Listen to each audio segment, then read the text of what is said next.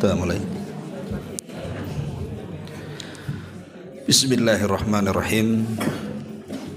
Assalamualaikum warahmatullahi wabarakatuh.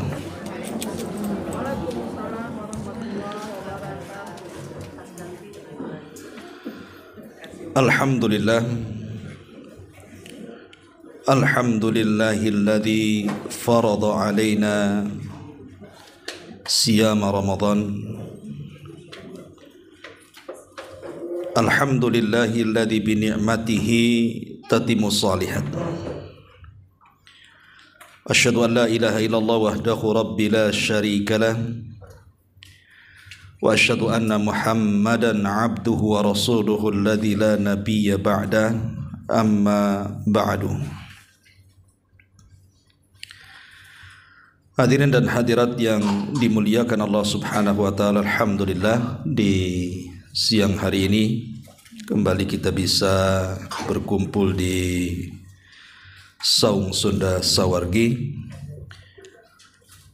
tentu dalam rangka mencari bekal ilmu untuk kehidupan kita. Salawat dan juga salam demi keberkahan majlis di siang hari ini kita haturkan kepada Rasul kita Nabi besar Muhammad sallallahu alaihi wa ala alihi wasallam. Pembahasan di siang hari ini karena 5 atau 6 hari kurang lebih kita sudah masuk di bulan suci Ramadan, maka pembahasan kita fokuskan kepada bekal-bekal untuk kita amalkan di bulan Ramadan. Ma'asyiral muslimin wal muslimat rahimakumullah. Sesuatu yang sudah pasti dalam Islam bahwa datangnya bulan Ramadan, di situ ada syariat yang sangat agung sekali, satu di antara rukun Islam. Ibadah itu disebut ibadah puasa. Dan itu disyaratkan di dalam ayat yang sering kita dengar apabila masuk bulan Ramadan. Ya ayyuhalladzina amanu kutiba alaikumusiyam. Wahai orang-orang yang beriman, diwajibkan kepada kalian berpuasa. Lah dalam puasa itu ada kebahagiaan yang luar biasa, baik kepada jasad bagi orang yang puasa atau kepada ruh orang yang berpuasa. Jadi double kebahagiaan puasa itu. Badan dapat, ruh juga dapat. Adapun pada badan tentu kesehatan. Kesehatan yang tidak didapat dalam ibadah-ibadah yang lainnya. Kita saja kalau mau medical check up, biasanya suruh puasa dulu tuh sama dokter itu, supaya darahnya bersih katanya. Artinya bahwa dari sisi itu saja kita tahu bahwa puasa itu membawa kesehatan. Walaupun hadisnya lemah, ketika Rasul mengatakan sumu tasihhu, berpuasalah maka kalian akan sehat, tetapi secara makna benar. Karena puasa itu memang membawa kesehatan. Tetapi lebih daripada itu, ada kebahagiaan ruh. Karena orang yang berpuasa itu hakikatnya mampu menangkal hawa nafsu, di mana ruh lebih tenang bagi orang-orang yang berpuasa dibandingkan yang tidak puasa. Bahkan Nabi SAW sampai menyebutkan sebuah hadis tentang orang-orang yang berpuasa itu memiliki 2 kebahagiaan. Kata Nabi SAW, lis-saimi farhatan.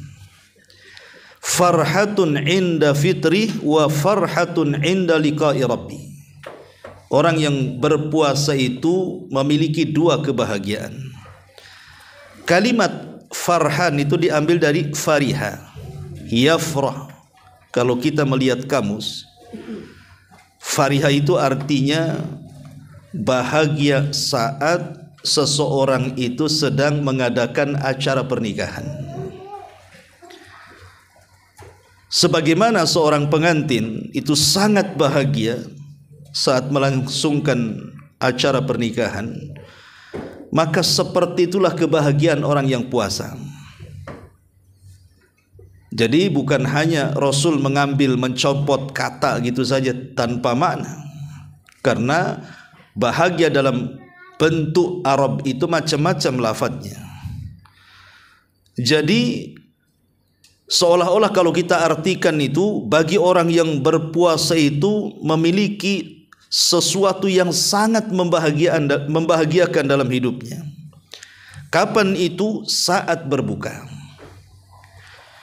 Karena saat berbuka itu waktu-waktu mustajab doa masalahnya. Kalau orang sholat, maka sholat itu waktu yang paling istimewa ketika sujud.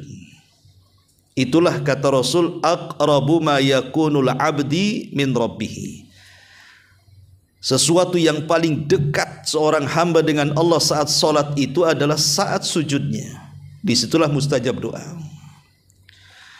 Kalau haji itu ketika mereka wukuf di Arafah. Orang-orang yang wukuf di Arafah itu mustajab doanya karena Allah turun kepada mereka. Lah kalau saat puasa, mustajab doanya itu saat berbuka. Disitulah waktu yang sangat mustajab doa, yang terkadang dilalaikan orang-orang yang berpuasa tuh. Karena memang kalau sudah dekat-dekat berbuka itu memang godaannya banyak. Terbayang melihat kue yang ada di meja itu yang baru dibeli di pasar kaget itu. Ada kolaknya, ya kan, kue lapisnya, macam-macamnya di situ. Udah kebayang tuh, nanti kalau sudah beduk saya makan yang ini dulu katanya, yang itu belakangan. Jadi digoda supaya kita mikir apa yang akan dimakan. Padahal sebenarnya orang yang berpuasa itu, kalau kita mau jujur ya, kita makan 3 butir kurma dengan air putih saja itu sudah kenyang sebenarnya. Entah kenapa memang seperti itu. Ya. Tapi terkadang hawa nafsu yang mengalahkan kita. Akhirnya kemudian israf dalam iftar. Semua yang ada di meja pindah ke perut.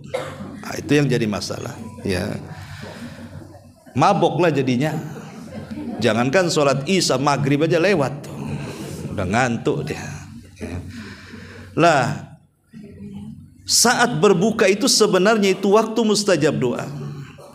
Dan sering saya ulang-ulang, ada hadis yang mengatakan, inna lillahi utaqa'u minan nar. Jadi Allah itu memiliki hamba-hambanya yang akan dimerdekakan dari api neraka. Kapan itu? Inda fitri wa dzalika kulla lailatin, saat berbuka, dan itu setiap malam. Jadi justru itu waktu di mana Allah akan membebaskan kita dari api neraka. Waktu sedang menjelang berbuka. Makanya terkadang ada orang yang kemudian digoda dengan was-was hawa nafsunya. Justru jam segini itu masih di perjalanan dari ngabuburit tuh. Entah di mana dia. Harusnya jam-jam yang seperti ini tuh sudah harus nongkrong hadap kiblat tuh. 5 menit, 10 menit sebelum berbuka. Karena kesempatan dimerdekakan dari api neraka di luar Ramadan tidak ada. Hanya ada di bulan Ramadan. Itulah kebahagiaan letaknya di situ. Karena Allah sendiri yang mengatakan, faman zuhziha 'anil nar wa udkhilal jannah faqad faz. Siapa yang dibebaskan dari neraka dan dimasukkan ke dalam sorga, itulah kemenangan yang sesungguhnya. Jadi saat detik-detik kemenangan itu harusnya kita sudah harus fokus meminta kepada Allah. Allahumma a'tik riqabana minan nar. Ya Allah, bebaskan kami dari api neraka.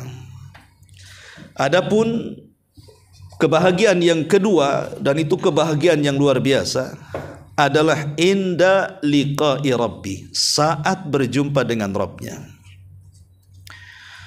Para ulama ketika memberikan catatan kepada hadis Nabi sallallahu alaihi wasallam, as-saumu li wa ana ajzibi, puasa itu untukku dan aku yang akan membalasnya.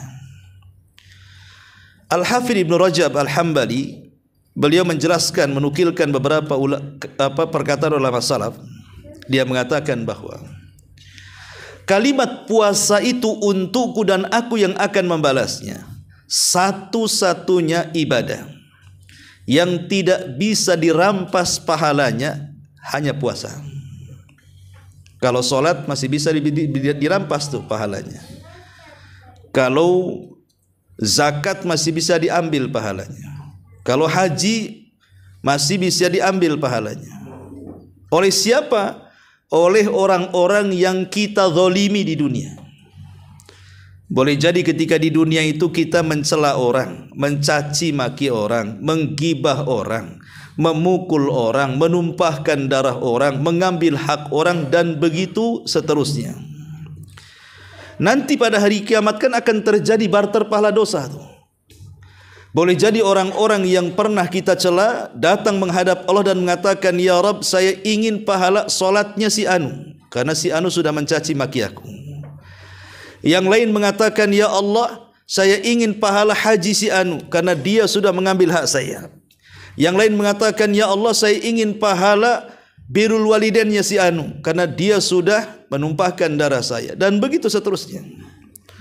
Tapi ketika mereka datang menghadap Allah dan mengatakan, ya Allah, aku ingin pahala puasa si Anu, maka Allah mengatakan tidak bisa, karena puasa itu untukku, aku yang akan membalasnya. Itulah makna kalimat as-saumu li wa ana azzibihi. Semua pahala ibadah-ibadah selain puasa bisa diambil, kecuali puasa tidak bisa diambil, Allah tak kasih. Karena itu puasa adalah milik Allah subhanahu wa ta'ala. Makanya kata para ulama, amalan yang paling banyak memasukkan orang ke sorga itu puasa. Walaupun di sorga itu ada pintu solat, tapi kan terkadang pahala solat kita dah diambil orang, tak bisa kita masuk pintunya. Walaupun ada pahala zakat, tapi pahala kita sudah diambil orang. Walaupun ada pahala haji, jihad, tapi kan sudah diambil orang. Tapi pahala puasa itu tidak bisa diambil orang. Makanya kebanyakan orang masuk surga itu karena puasa. Karena puasa tidak bisa dirampas oleh orang-orang yang kita zalimi. Sehingga penamaannya juga khusus, bukan bab saum, tetapi babur royan, di mana hanya dimasuki orang-orang yang berpuasa saja. Disitulah kebahagiaan kita ketika berjumpa dengan Allah, bahwa pahala kita tidak dikurangi, pahala kita itu masih utuh gitu ya. Dan seberapa besar pahalanya wallahu alam. Yang namanya pahala dirahasiakan itu kan kita tidak tahu Allah kasih berapa. Samalah yang sering saya contohkan, kalau seandainya saya punya pekerjaan, kemudian saya katakan kepada bapak-bapak kerja sama saya, kalau disebutkan nominalnya, kalau kecil kan malas, kalau besar baru semangat. Tapi kalau tidak disebutkan nominalnya, ya antara besar dan kecil tuh, bahkan boleh jadi tidak dibayar, ya. Sehingga di sini ada rangsangan seseorang itu untuk lebih patuh dan semangat lagi untuk bekerja. Siapa tahu kalau bekerjanya bagus, maka bayarannya tinggi. Tapi kalau pekerjaannya tidak bagus, boleh jadi tidak akan dibayar. Begitulah puasa. Kalau puasa kita baik, bagus, boleh jadi pahalanya besar. Tapi kalau puasanya asal-asalan, ya boleh jadi tidak dapat apa-apa, kecuali hanya menahan lapar dan dahaga saja. Itulah yang diisyaratkan dalam hadis Rasul, rubba sa'imin laisa lahul jaza illal ju' wal 'ats. Berapa banyak orang yang berpuasa itu tidak diganjar kecuali hanya menahan lapar dan dahaga saja. Ma'asyiral muslimin wal muslimat rahimakumullah. Sering saya ulang-ulang bahwa perhatian kita kepada puasa itu bukan hanya memperhatikan pembatal-pembatalnya saja. Dan pembatal-pembatal puasa itu kan secara global ada 7 ya, yang disepakati ya. Pertama, al-jima, dan ini yang paling bahaya. Melakukan hubungan suami istri membatalkan puasa. Kenapa saya katakan paling bahaya? Karena ada kafarahnya. Kalau yang lain kan gak ada kafarahnya. Inilah satu-satu pembatal yang ada kafarahnya nih. Apa kafarahnya? Pertama, memerdekakan budak. Kalau tak sanggup, berpuasa 2 bulan berturut-turut. Kalau tak sanggup, memberi makan 60 fakir miskin. Karena ada di zaman Nabi, orang datang kepada Nabi SAW mengatakan, halaktu ya Rasulullah, celaka aku wahai Rasul. Kenapa? Waqa'tu ala imraati. Aku di siang hari Ramadan menggauli istriku. Celaka aku, katanya. Maka Nabi SAW, kalau begitu engkau harus bayar kafarah. Sahabat ini mengatakan, apa bayar kafarahnya wahai Rasul? Engkau harus memerdekakan budak, katanya. Kata sahabat ini, aku tak sanggup, tak ada duit, katanya. Ya sudah, kamu harus berpuasa 2 bulan berturut-turut. Ya Rasul, sebulan saja tak tahan, suruh 2 bulan pula, katanya. Kata Rasulullah SAW, kalau begitu ya sudah, kau kasih makan 60 fakir miskin. Oh, saya tak sanggup, nggak ada duit, katanya. Maka Nabi SAW akhirnya mengambil 1 kresek kurma dan mengatakan, ini saya hadiahkan 1 kresek kurma ini, bagikan kepada orang-orang desamu. Tiba-tiba dia mengatakan, ya Rasulullah, 1 desa itu kaya, aku aja yang miskin. Ya sudah, ambil untuk keluargamu. Lihat bagaimana udah miskin melanggar aturan pula. Jadi ini contoh bagaimana jima itu paling bahaya, maka jauh-jauh ya. Yang kedua, al-istimna. Bahasanya mengeluarkan sperma dengan tangan, mengeluarkan sperma dengan alat-alat dan begitu seterusnya. Memang ada khilaf ulama, tapi jumhur mengatakan batal puasanya karena tujuan puasa itu menahan syahwat. Orang ini tidak sedang menahan syahwatnya. Kemudian yang ketiga, makan dan minum sudah jelas. Makan dan minum sudah jelas, kecuali kalau lupa. Pamannya awal Ramadan, lupa jam 8 tidur, kemudian jam 10 bangun, lupa dia sedang puasa, nyerbu dapur. Nampaklah ada 2 piring nasi, habis dimakan dia. Kemudian sudah 2 piring, ingat dia. Maka ketika ingat, kalau masih ada 1 suap di mulut, lepehkan, kumur-kumur, lanjutkan. Kalau memang dia ingat, kalau tidak ingat ya tidak masalah. Lalu yang 2 piring itu cemana itu? Ya sudah masuk, cemana pula. Artinya kalau lupa tidak ada masalah. Tapi jangan pura-pura lupa. Ya, jadi hanya lupa saja dibolehkan. Sama juga dengan jima. Ya, kalau lupa tidak ada masalah. Tapi kalau tidak lupa, batal puasanya. Termasuk juga makan bi makna aklin wa syurbin, yang sekedudukan dengan makan dan minum, seperti infus. Ya, di rumah sakit kan, di infus itu kan sekedudukan makan dan minum tuh, batal puasanya. Ataupun al-qayu amdan, muntah secara sengaja. Muntah secara sengaja, sengaja nyari bau-bau yang kalau kecium langsung muntah. Ya. Jadi sengaja itu memuntahkan. Ataupun bagi wanita yang nomor 6 ya keluar darah, haid dan juga nifas, itu sudah jelaskan gitu. Kemudian yang ketujuh ini memang menjadi khilaf ulama tentang hijamah. Cuman Imam Ahmad mengatakan, kalau orang bekam kemudian darahnya keluar sampai melemahkan puasanya, batal. Kalau sampai melemahkan puasanya. Tapi kalau tidak melemahkan puasanya, tidak batal. Ya, sama dengan orang yang giginya coplak akhirnya keluar darah, tidak batal. Ya. Ini secara global ya. Ya, banyak juga pembatal-pembatal yang diperselisihkan, ada yang dianggap pembatal padahal bukan, dan begitu seterusnya.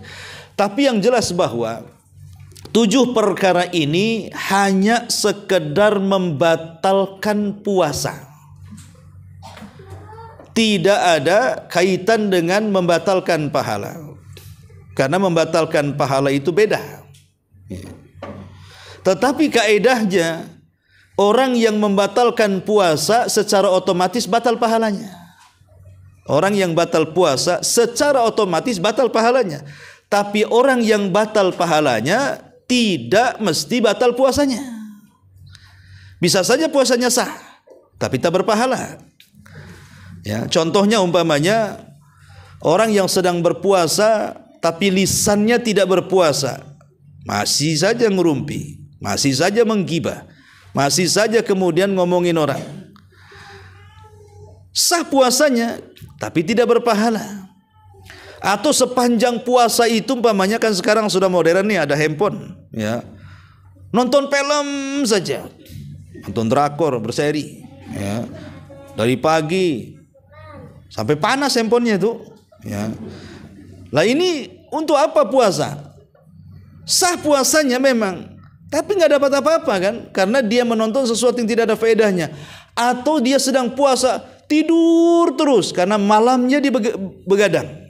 Tidur, parah tidurnya dari jam 6 sampai jam 6. Kapan puasanya itu? Lah ini kan puasa nggak dapat apa-apa, tidur terus. Ataupun persaksian palsu, karena ada hadis yang mengatakan malam yada qaula zur wal amala bihi falillahi laisa lillahi hajatun fi an yada'a ta'amahu wa syarabahu. Kata Rasul, siapa yang belum bisa meninggalkan persaksian palsu dan melakukan hal-hal kefasikan, maka bagi Allah tidak ada hajat untuk mengganjar ketika dia menahan lapar dan dahaganya, nggak dapat apa-apa. Ya. Nah dari sini kita tahu bahwa ada yang membatalkan puasanya, ada yang membatalkan pahala puasanya. Maka wajar kalau Imam Ghazali kemudian membagi puasa itu menjadi 3 bagian.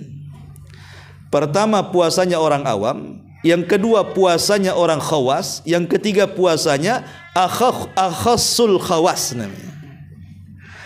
Adapun puasanya orang awam, puasanya hanya puasa perut saja.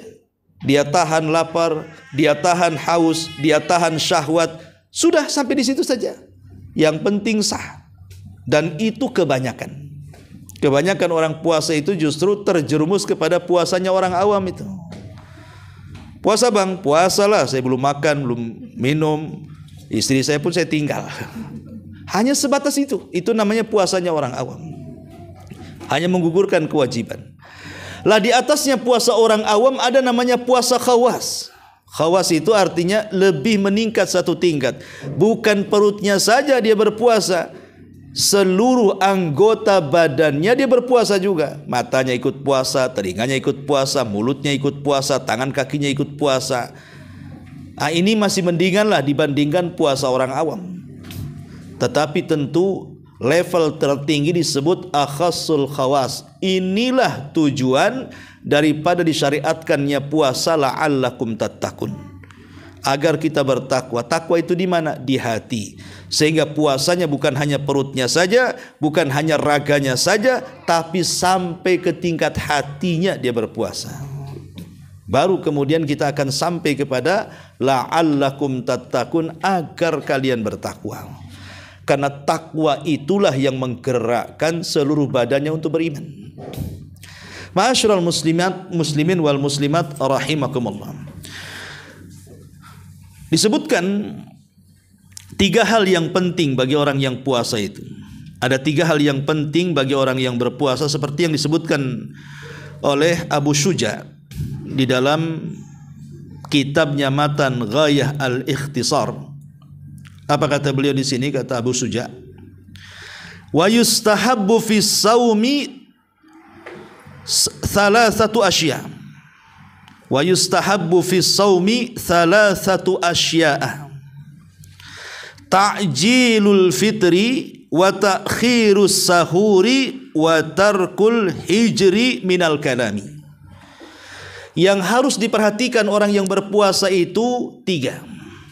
Kata beliau, ada 3 hal yang disunnahkan ketika puasa. 1, menyegerakan berbuka. 2, mengakhirkan sahur. 3, meninggalkan kata-kata kotor. Ini disunnahkan bagi orang puasa. Pertama, menyegerakan berbuka. Menyegerakan berbuka itu bagian daripada penyelisihan kita dengan ahli kitab. Karena orang-orang Nasrani mereka juga puasa, Yahudi juga puasa, tetapi puasanya mereka itu ketika berbuka menunggu munculnya bintang. Kalau sudah bintang rame, bintang gemintang sudah banyak di langit, baru mereka makan. Maka dalam rangka menyelisih mereka, maka kita dianjurkan Rasul untuk menyegerakan berbuka. Semata-mata matahari terbenam saja, cepat makan, cepat minum. Itu termasuk kejayaan dalam Islam. Karena hakikat jaya dalam Islam itu adalah ketika kita bisa menyelisihi orang kafir.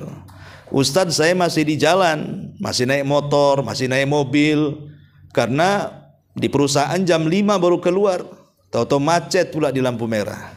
Sampai lampu merah, azan Ustadz. Mau minum tak bawa minum, mau makan tak bawa makan. Apa saya perlu jilat tang itu, tang motor itu? Yang penting terasa asin sudahlah kan itu. Nah, cukup niat saja. Niat membatalkan itu sudah batal. Karena kita jangan sampai kemudian kita buka sampai rumah pada maghrib. Itu nanti puasanya sama dengan ahli kitab nanti.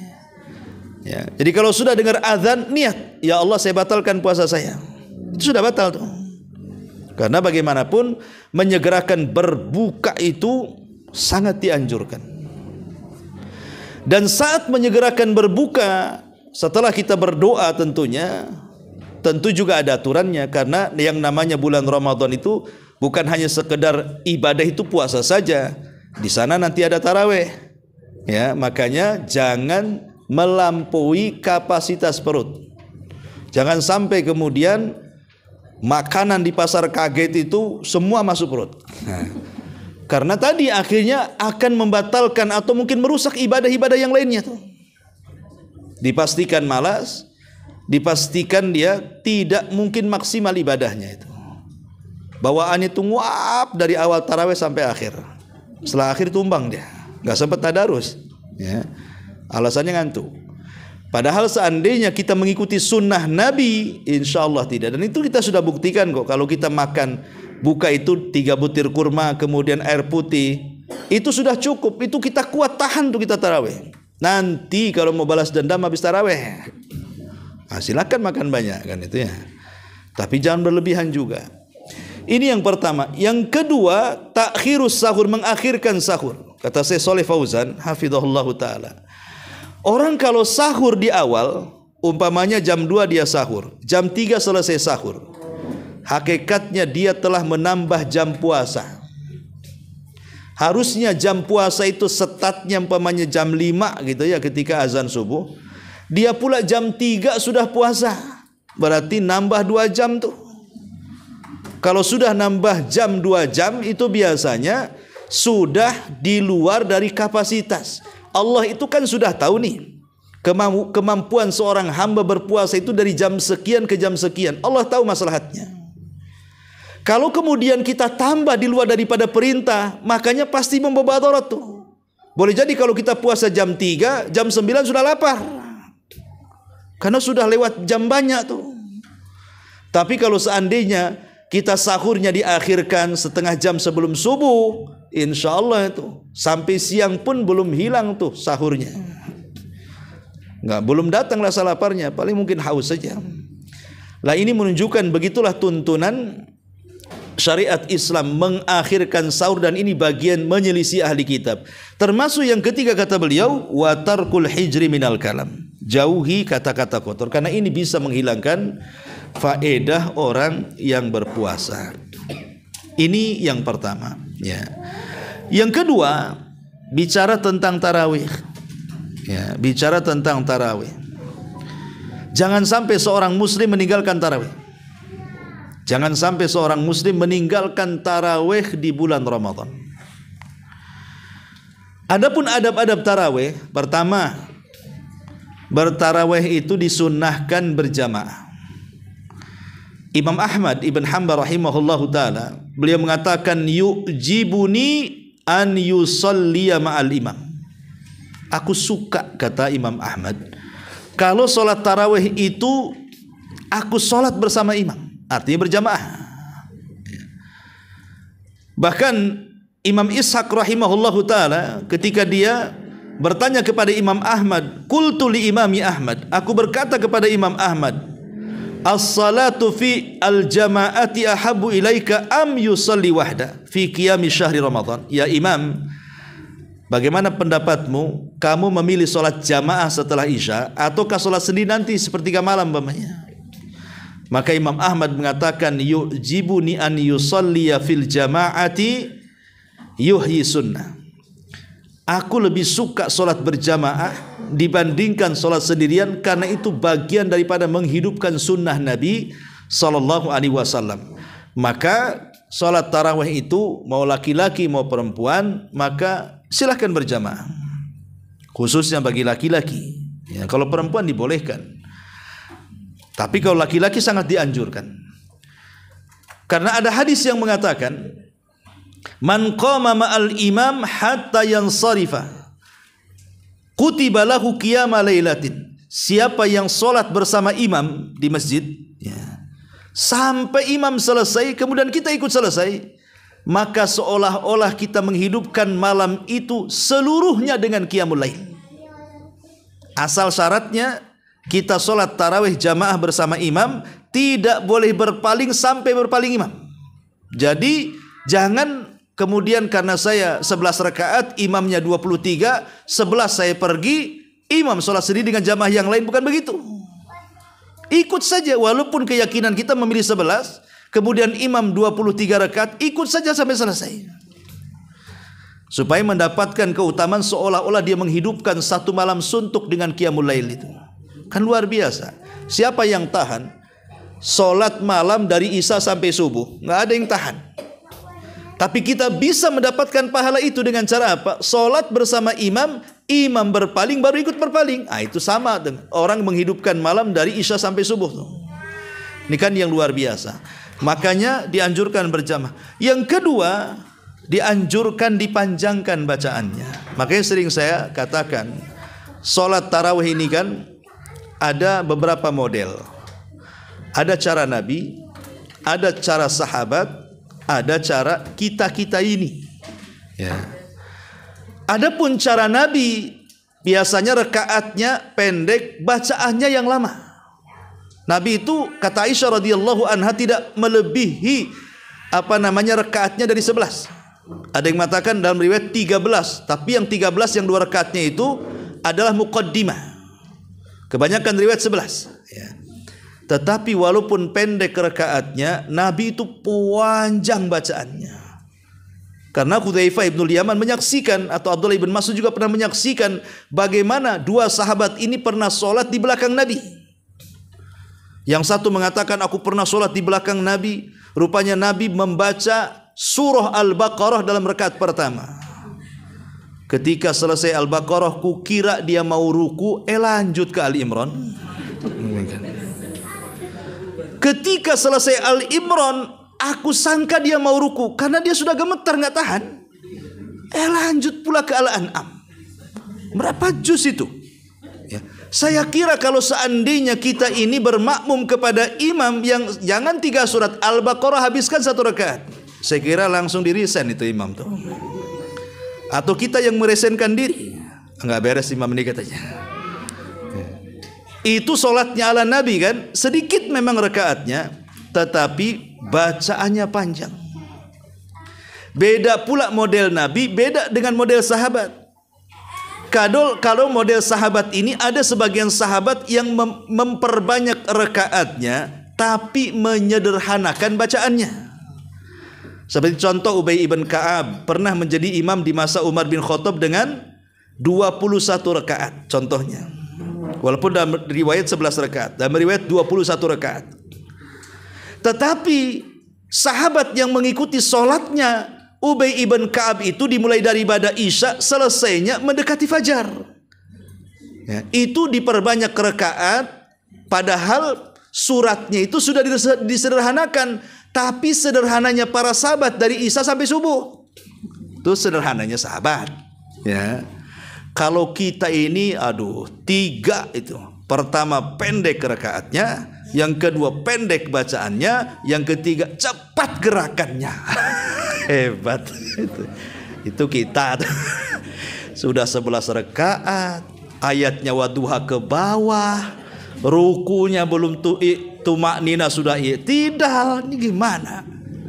Ya. Lihat tuh di YouTube yang 23 rakaat 7 menit itu.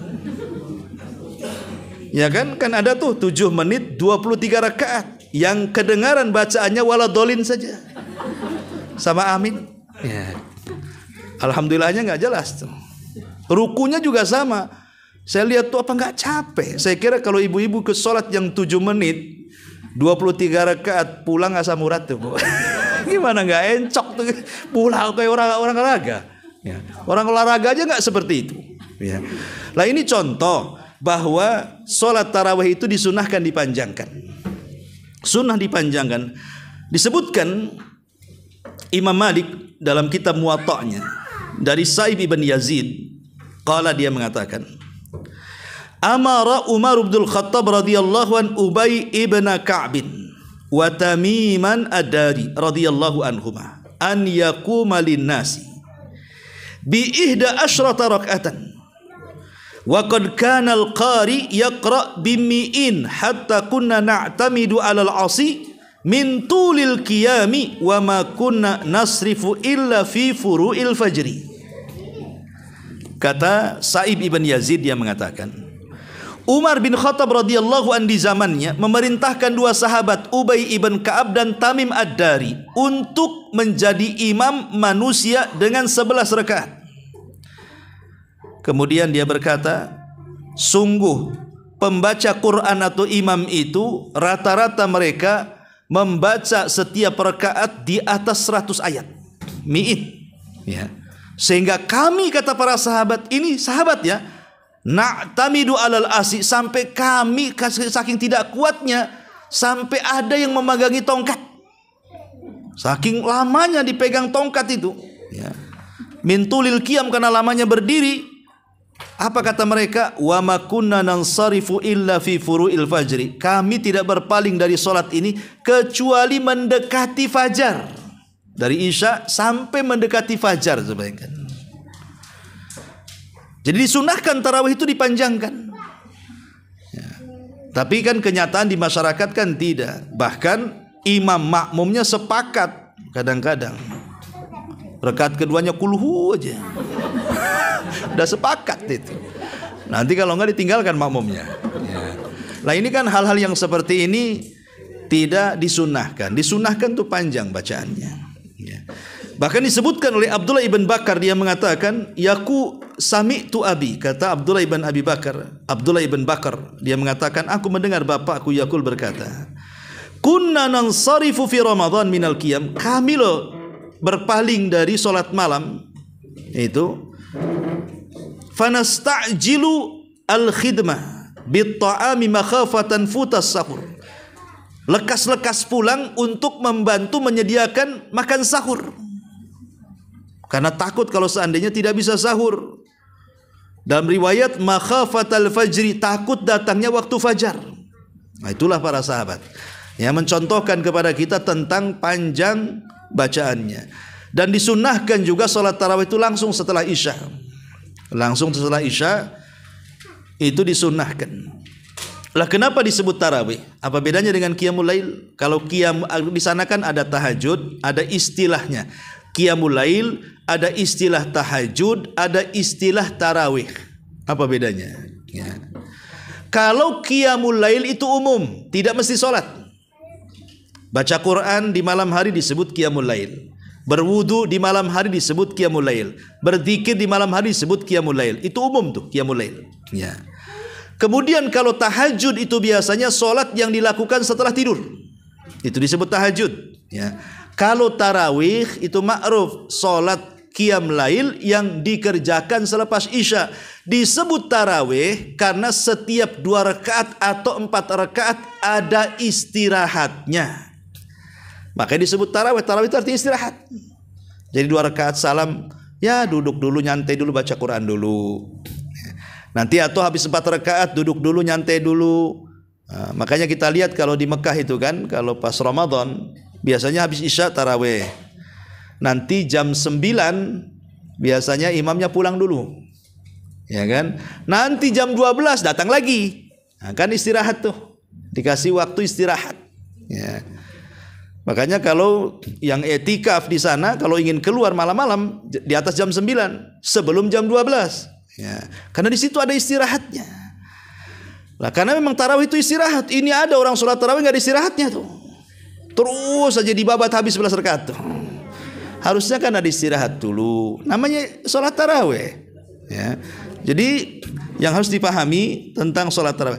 Tapi kalau seandainya Allah takdirkan kita luput nih, kita luput, pamannya datang ke masjid, tahu-tahu sedang tarawih, kita belum isya pula, maka tetap kita ikut jamaah tarawih dengan niat isya. Jadi imamnya sholat sunnah tarawih, kita makmumnya yang belum isya langsung gabung, tapi kita sholat isya dia tarawih, supaya kita tetap mendapatkan pahala jamaah saat sholat isya.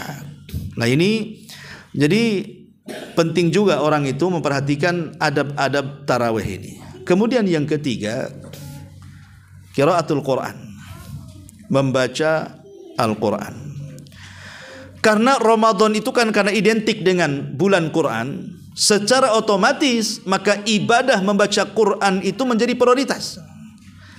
Dan alhamdulillah dari dulu sampai sekarang, kalau datang bulan Ramadan itu kan pasti adalah orang-orang itu masih punya perhatian dengan Quran. Walaupun di zaman dulu lebih perhatian lagi dengan Quran, sebelum ada handphone kan.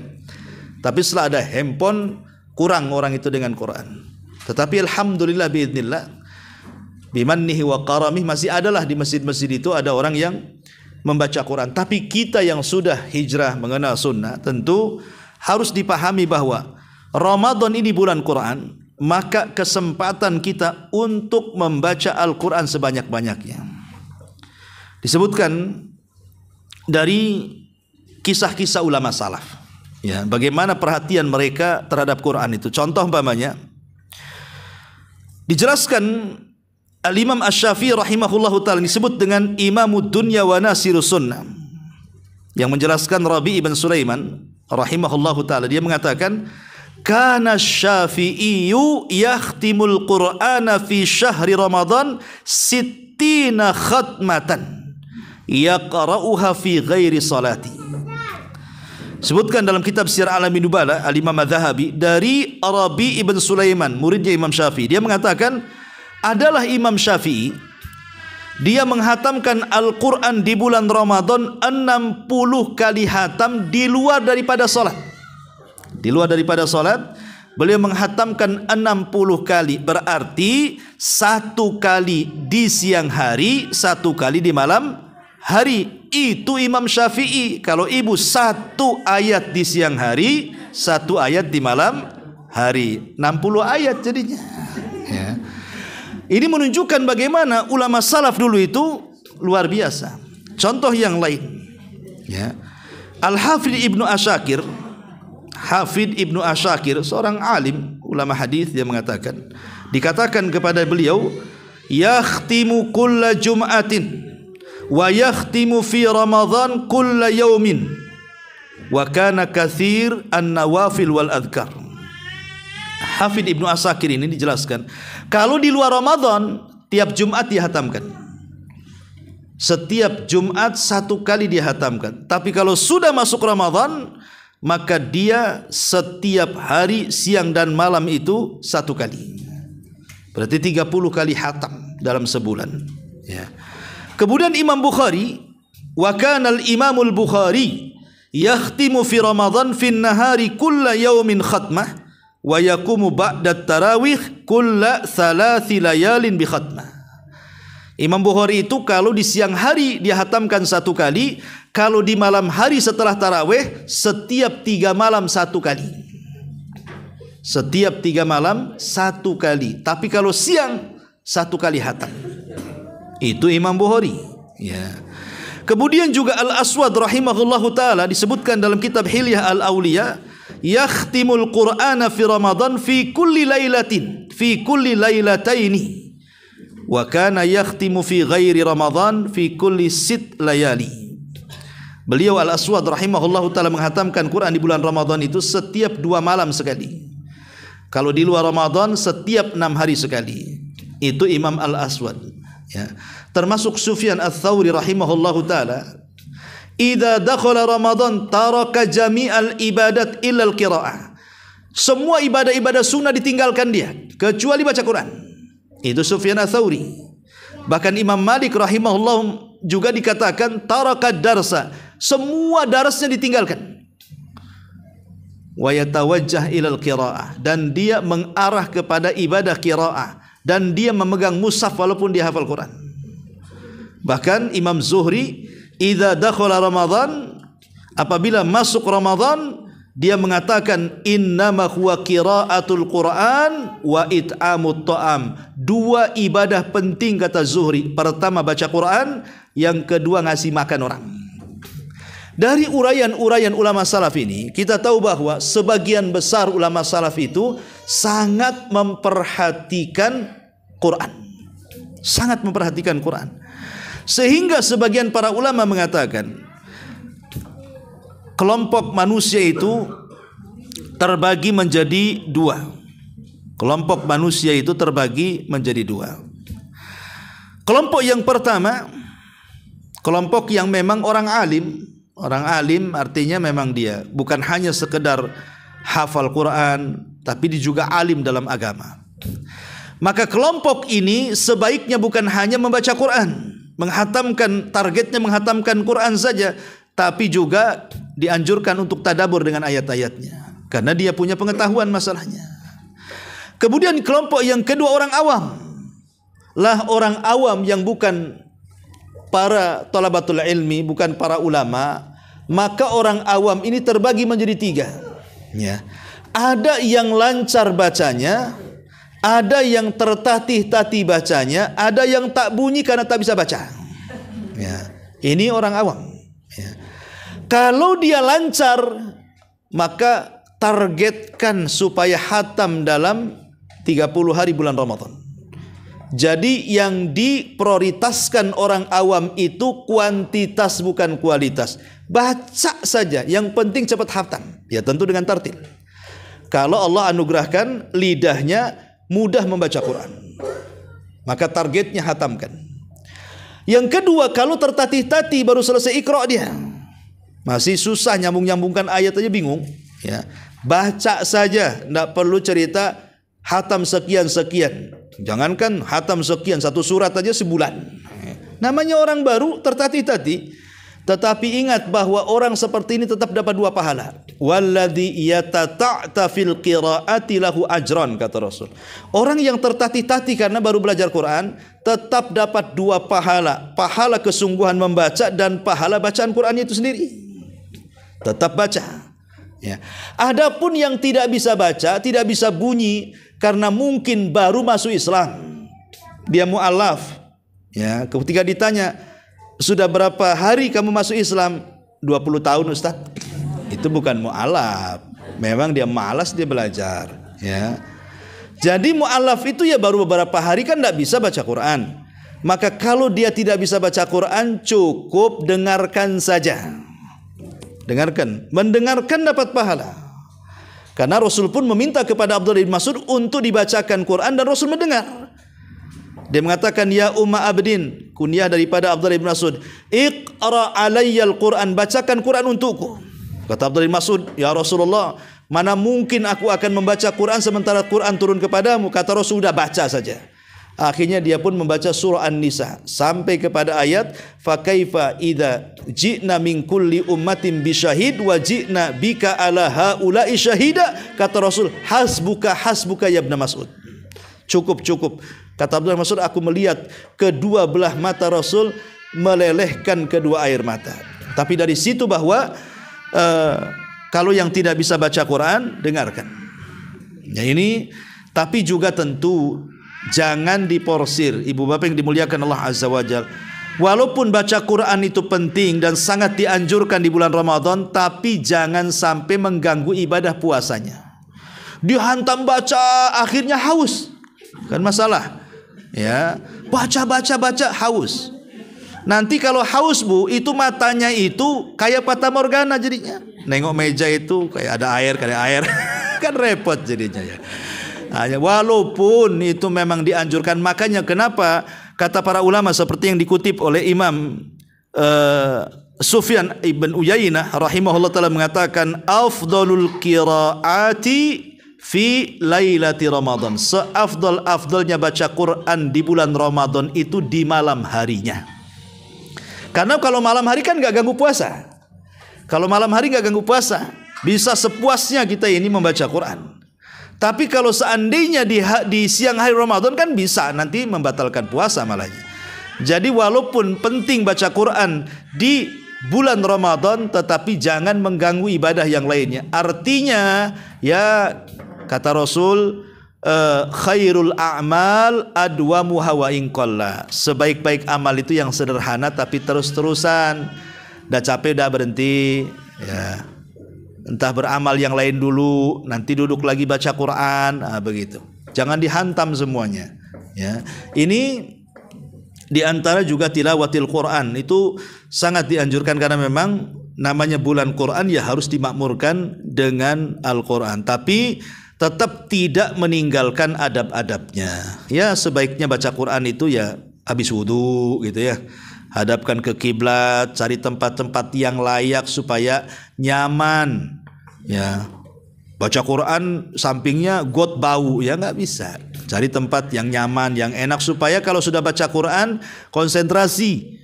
Ya, cari waktu-waktu yang tepat. Ya. Kemudian juga jangan ada kebisingan dan begitu seterusnya. Tetap adab-adab itu penting. Ini yang ketiga. Yang keempat, ya, bahwa bulan Ramadan juga ajang untuk mendapatkan pahala sebanyak-banyaknya dengan cara bersedekah. Disebutkan dalam Sahih Bukhari Muslim bahwa Abdullah bin Abbas radhiyallahu anhuma dia berkata, "Kana Rasulullah sallallahu alaihi wasallam ajwadun nas wa kana ajwadu ma yakunu fi Ramadan hina yalqahu Jibril fayudarisuhul Quran."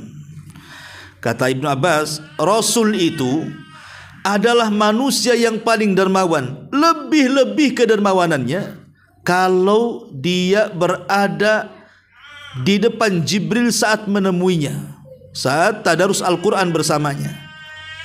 Dan ada riwayat dari Anas ibn Malik radhiyallahu an, Rasul mengatakan afdalus sadaqati sadaqatun fi Ramadan. Seafdal-afdalnya sedekah adalah sedekah yang dikeluarkan di bulan Ramadan. Sedekah itu kan ada 3 macam. Ada yang namanya zakat. Itu zakat ini kewajiban.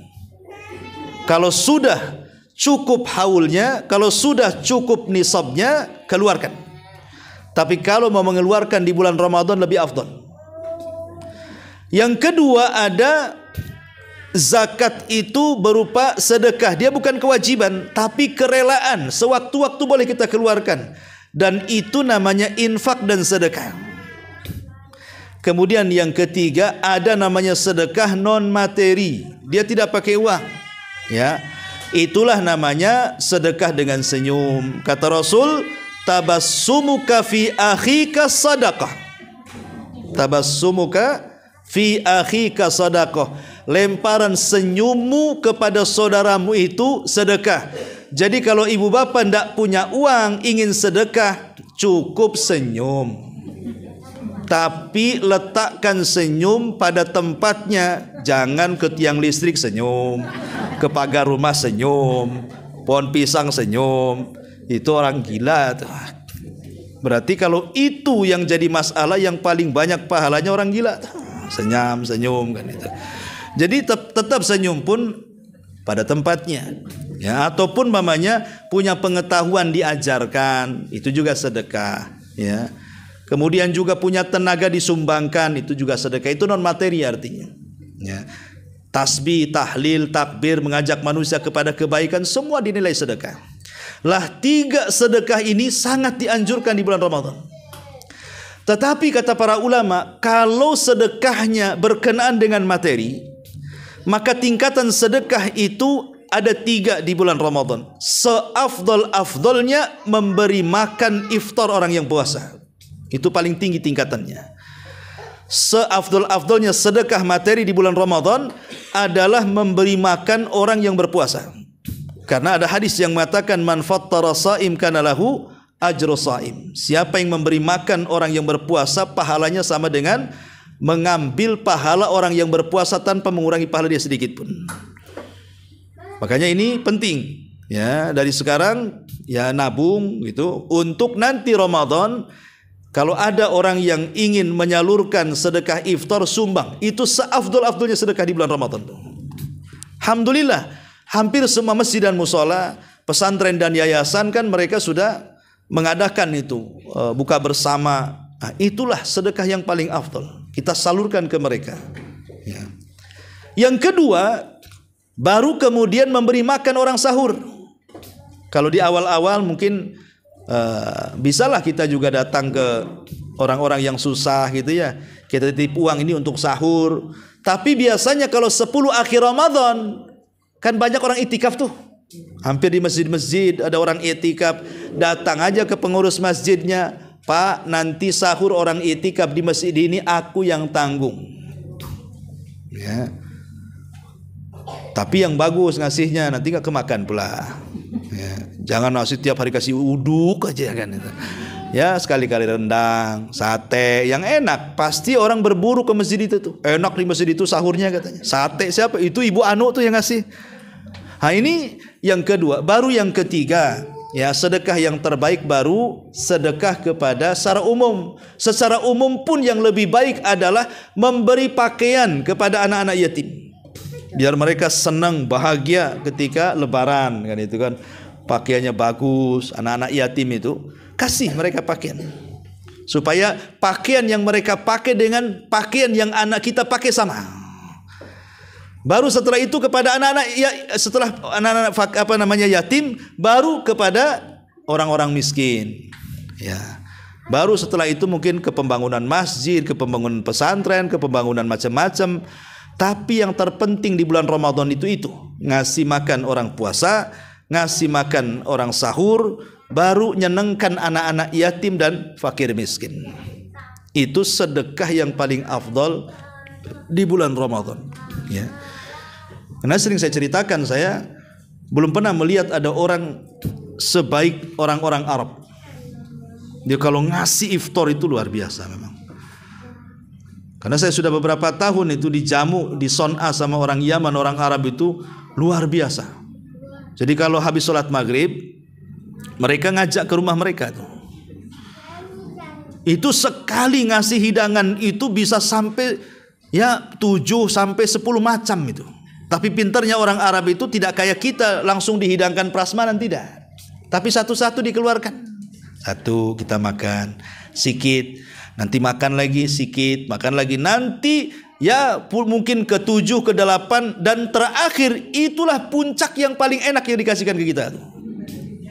Makanya kadang-kadang kawan-kawan itu yang baru-baru tak tahu kalau yang paling enak itu yang paling akhir. Dikenyangkannya awal-awal, sudah yang terakhir yang paling enak udah kenyang, gak bisa dimakan, dibungkus tak bisa. Nah, ini tapi dermawannya luar biasa mereka itu. Bahkan mereka itu buat perjanjian dengan kita itu. Kamu harus makan 5 hari, tidak boleh ke rumah siapapun. Dipatok tuh harinya sama dia tuh. Memang ditarik ke rumahnya. Sebab kalau makan di rumah kan otomatis kan dia sudah persiapan. Lain kalau kita ngasih ke orang kan pakai kotak saja, ya. Tapi kalau ke rumah kan kita bisa memuliakan betul orang yang puasa tuh. Meskipun demikian, kalau ibu-ibu nih biasanya ngasih orang iftar, kasihlah iftar terbaik.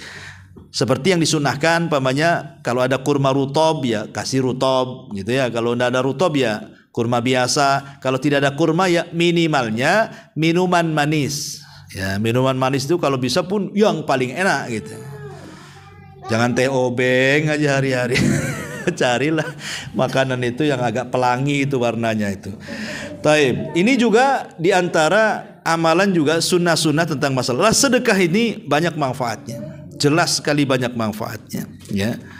Pertama, diantara manfaat sedekah itu kata Nabi Shallallahu Alaihi Wasallam bisa tadfa'u annal bala, bisa mencegah dari kita turunnya musibah, bencana, ujian dan macam-macamnya. Kata Rasul, dawau mardakum bis sadaqah, obati orang sakit kalian dengan sedekah.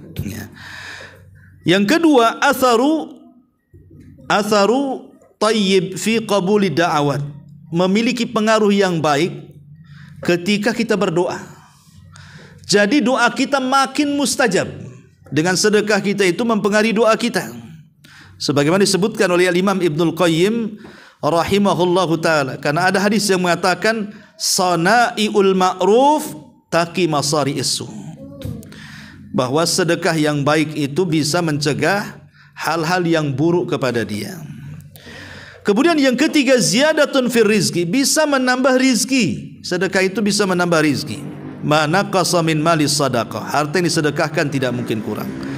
Dan lebih daripada itu, sedekah bisa menjauhkan kita dari azab dan memasukkan kita ke dalam surga. Dan setiap pagi kita didoakan oleh para malaikat dengan keberkahan umur dan rizki. Dan banyak lagi. Kemudian yang kelima, baru bicara tentang i'tikaf. I'tikaf itu berarti sudah di penghujung Ramadan. Kita tahu bahwa ada kaidah yang mengatakan ar-Ramadan wal khawatim. Ar-Ramadan wal khawatim. Ramadan itu ditentukan oleh akhirnya. Ramadan itu ditentukan oleh akhirnya. Dalam persepak bolaan itu namanya sudah final. Bukan semi lagi, dah final tuh, babak final. Ya. Berarti tinggal sedikit tuh pemenangnya. Dalam segala hal biasanya yang akhir-akhir itu sesuatu baik, sesuatu yang baik. Contoh umpamanya umur kita. Dari umur 1 tahun ke 15 tahun itu awal. Tengahnya dari 15 tahun ke 40 tahun. Akhirnya dari 40 tahun sampai mati. Umur yang paling baik adalah 40 tahun ke atas, karena itu penentu selamat dan tidaknya dia di dunia dan akhirat. Siapa yang di usia 40 tahun dapat hidayah, hijrah, bertobat, berubah, maka insya Allah Allah akan kasih akhir yang baik. Tapi usia 40 tahun dia kok nggak berubah-berubah, ya, tua-tua keladi, makin tua jadi apa gitu kan. Nah ini susah dapat hidayah. Ini umur, ya. Atau contoh saja hari, ada siang ada malam, ya. Siangnya lah umpamanya dari terbit matahari ke zuhur itu awal, dari zuhur ke asar itu tengah, dari asar ke maghrib itu akhir. Yang akhir itu istimewa karena di situ ada salat wusta, salat asar. Malam juga sama, ya, dari jam 6 sampai jam 10 awal malam, dari jam 10 sampai jam 2 tengah malam, dari jam 2 sampai subuh akhir malam. Yang paling utama akhirnya disebut dengan thuluthul lailil akhir. Disitulah Allah turun kemudian berfirman, siapa yang berdoa ku kabulkan, siapa yang minta ku kasih, siapa yang minta ampun ku ampuni dia. Ataupun dalam pekanan, ketika Allah menciptakan langit dan bumi, berapa hari? 6 hari. Ketika Allah menciptakan langit dan bumi itu 6 hari, dimulai hari Ahad dan diakhiri hari Jumat. Kita bagi itu hari itu, Ahad, Senin pertama, Selasa, Rabu pertengahannya, Kamis, Jumat akhirnya. Mana yang lebih utama? Kamis dan Jumat. Kamis ada puasa, Jumat pemimpin hari. Ya. Atau umpamanya bulan. Dalam setahun itu kan 12 bulan. Kita bagi 3. Muharram, Safar, Rabiul Awal, Rabiul Akhir. Nah, ini awalnya. Tengahnya Jumadil Awal, Jumadil Akhir, Rajab, Sya'ban. Akhirnya Ramadan, Syawal, Dzulqa'dah, Dzulhijjah. Coba bayangkan, akhirnya ada Ramadannya, ada Asyurul Hurumnya 2 lagi, Dzulqa'dah dan Dzulhijjah. Sesuatu yang akhir itu baik. Sesuatu yang akhir itu baik.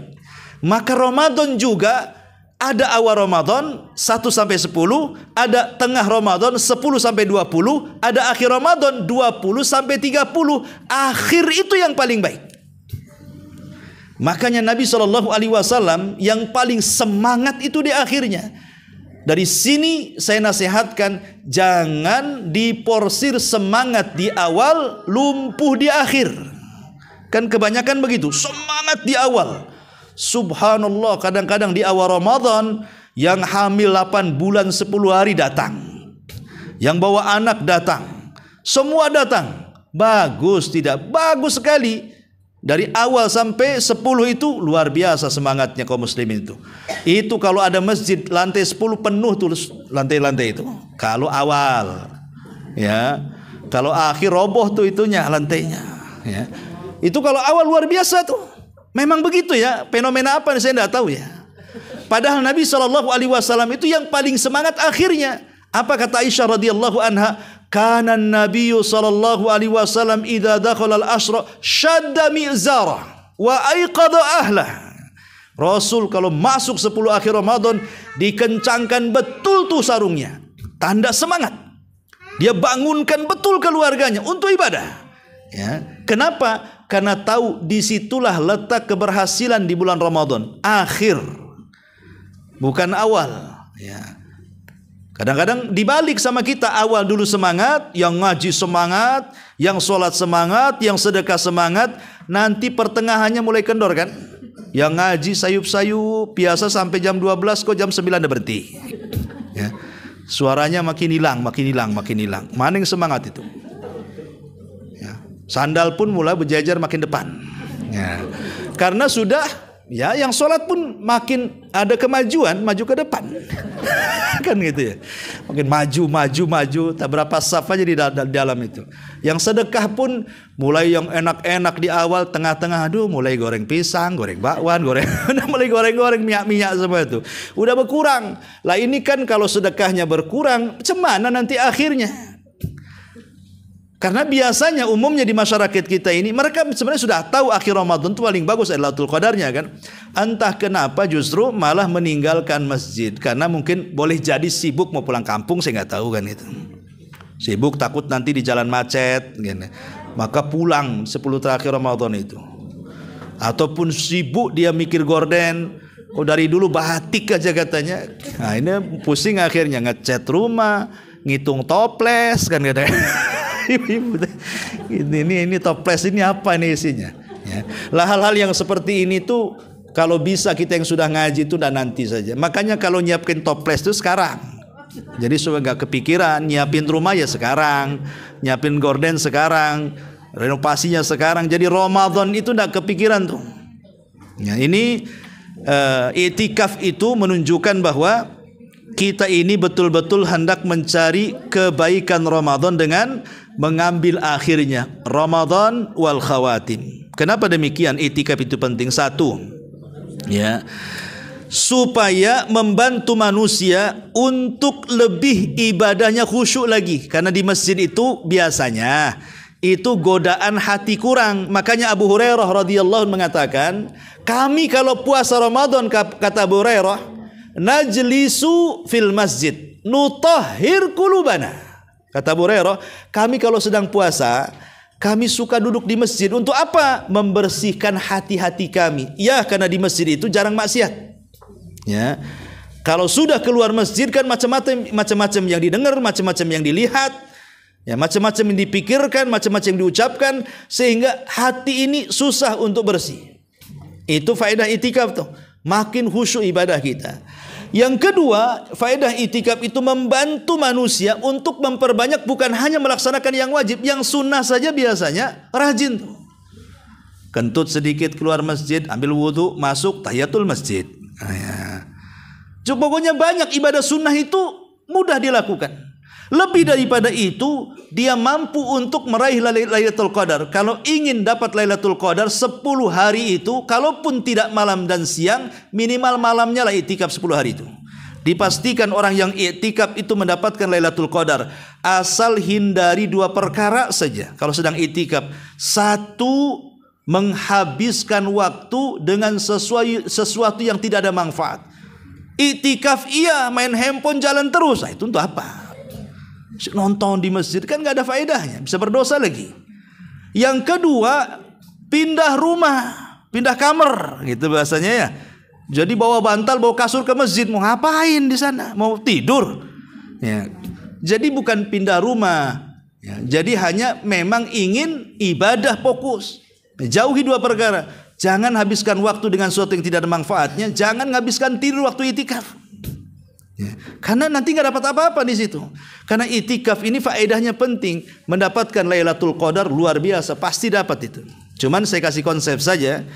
Kalau ingin mendapatkan Lailatul Qadar dalam bab Quran, dalam bab sedekah atau dalam bab salat, pertama dalam bab sedekah dulu. Kalau ibu punya uang 10 juta, jadikan 10. Atau punya uang 1 juta, jadikan 10 lembar. 1 juta, jadikan 10 lembar, 100 ribu. Coba setiap malam di 10 terakhir Ramadan, infak tuh. 100, besoknya 100, besoknya 100.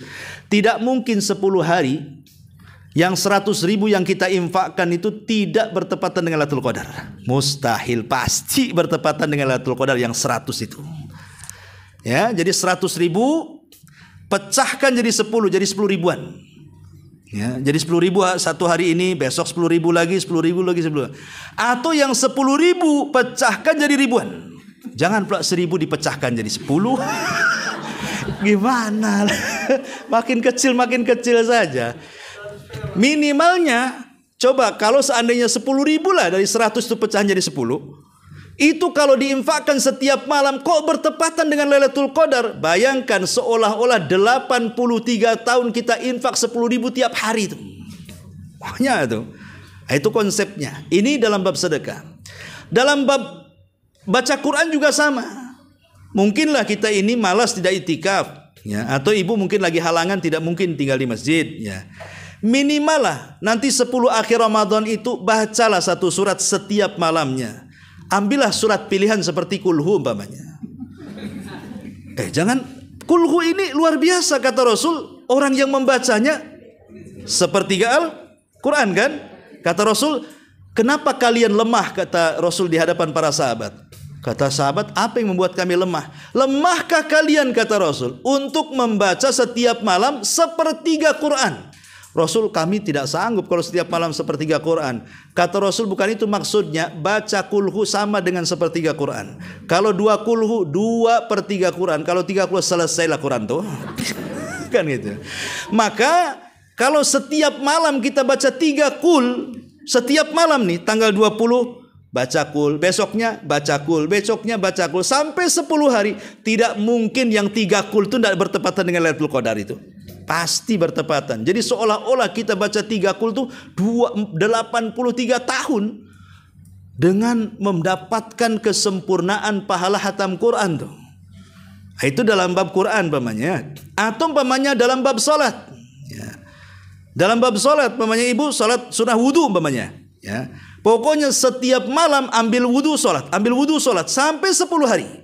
Dari tanggal 10 sampai 20. Tidak mungkin tidak bertepatan yang salat sunnah wudu itu dengan Lailatul Qadar. Pasti adalah satu salat bertepatan itu. Jadi seolah-olah kita salat wudu sampai 83 tahun lamanya setiap hari itu. Lagi itu konsep mencari Lailatul Qadar itu. Setiap malam adalah kebaikan. Ya, baik dari sedekahnya sisihkan, baik dari salatnya sisihkan, baik dari baca Qur'annya sisihkan, ya. Begitu supaya, atau baik dari zikirnya, ya kan amalan banyak gitu ya. Nah ini contoh umpamanya supaya konsep mendapatkan Lailatul Qadar saat i'tikaf, atau yang tidak i'tikaf pun bisa melakukan seperti itu.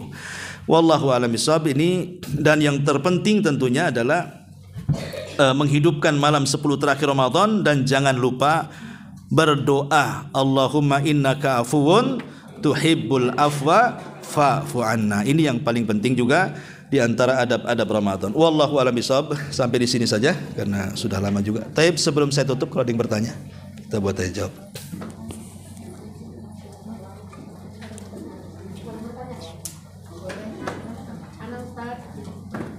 Silakan.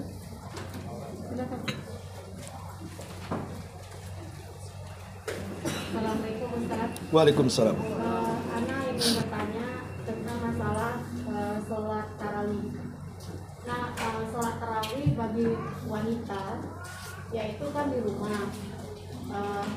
Bagaimana sholat tarawihnya itu ingin mengajak anak-anak untuk sholat tapi dengan berjamaah. Bagaimana caranya Ustaz? Anak-anak? Anak-anaknya perempuan semua. Oh, perempuan semuanya. Iya. Jadi ibunya ingin sholatnya berjamaah. Itu yang pertama. Terus yang kedua, rakaatnya itu boleh nggak 4-4-3? 4-4-3. Iya. Iya.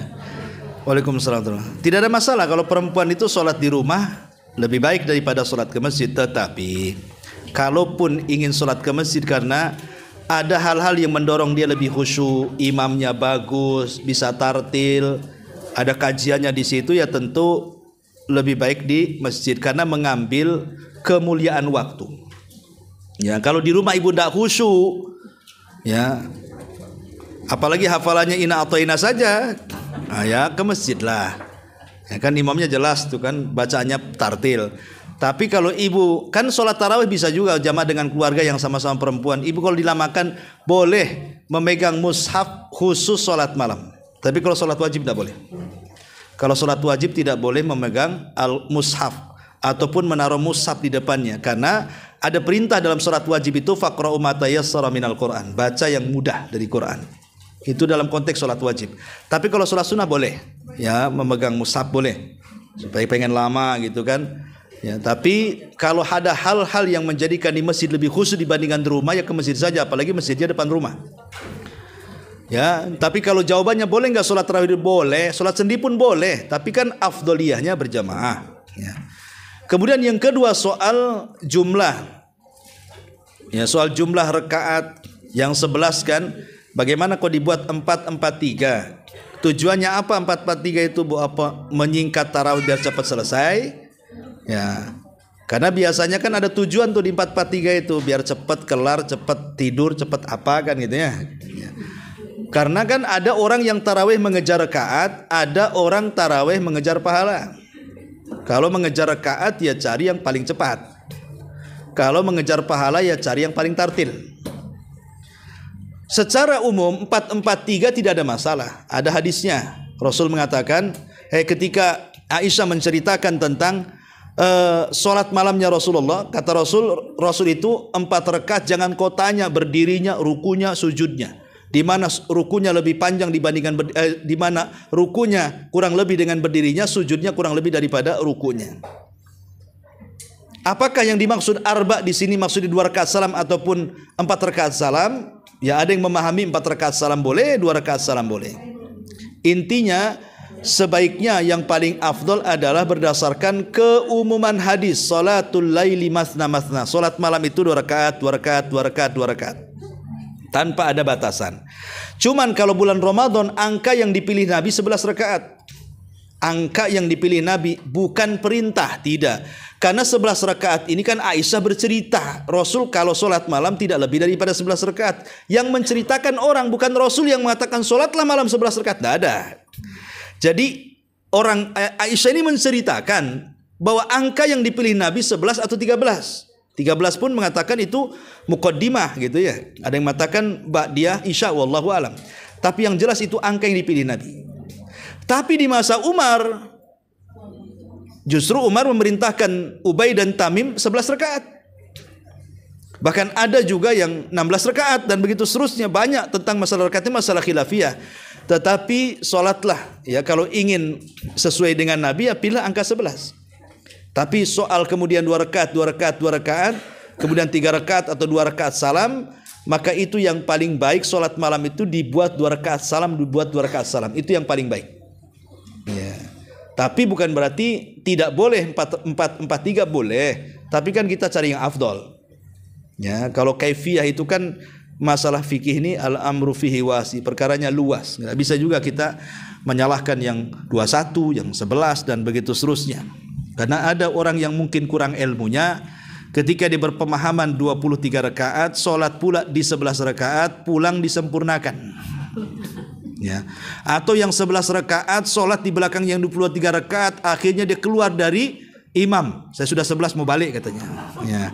Nah ini kan masa seperti itu? Tidak. Kita ini kan harus sholat bersama imam.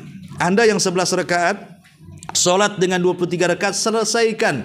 Karena pahalanya sama dengan orang sholat malam semalam suntuk. Atau sebaliknya. Kan tidak ada larangan. Nah, berarti kan itu masalah pengetahuan saja. Itulah enaknya punya ilmu itu. Dia bisa adil dalam bersikap. Tapi orang kalau tidak punya ilmu, jahil, akhirnya nyalah-nyalahkan bisanya tuh. Wallahu a'lam.